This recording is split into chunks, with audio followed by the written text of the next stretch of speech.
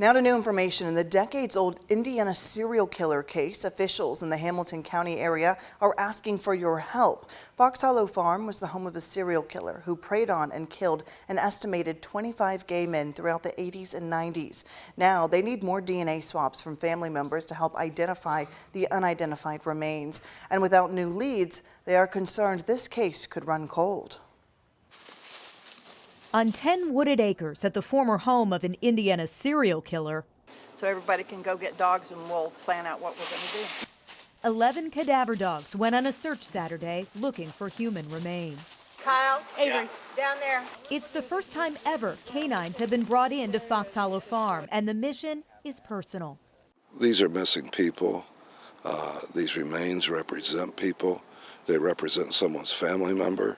And if we can recover additional remains, work to identify those remains, and then get some closure for some family members that don't know what happened to their loved one.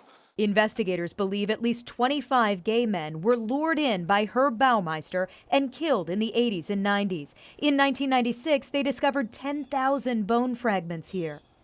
Come on, Abe. But many of Baumeister's victims have never been identified.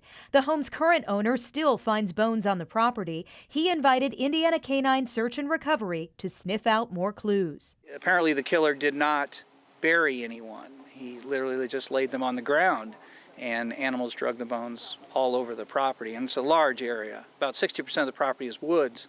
So I wouldn't say it's impossible to search it all, but it's pretty impractical. That's why the dogs are here. The canines are trained to detect the odor of human remains. A change in behavior lets the handlers know they've spotted something.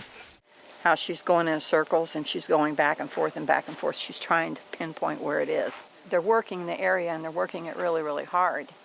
But there's so much here for them to smell. The dogs did find at least one bone and several areas where investigators will examine further. Those are marked with red flags.